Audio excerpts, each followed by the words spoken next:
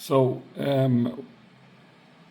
my last video was detecting number plates on fixed images, fixed photos. This time I applied the same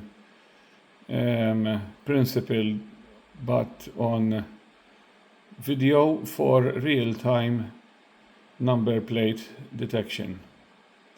The jitter is present because I have used an exception so that the program will not crash when there are no number plates in the frame.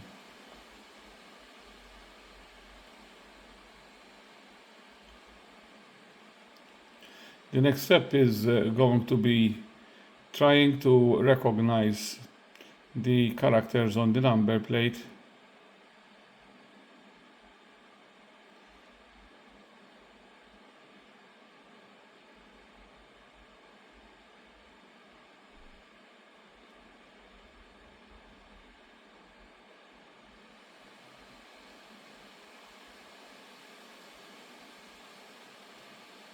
It's quite remarkable how good YOLO V8 is.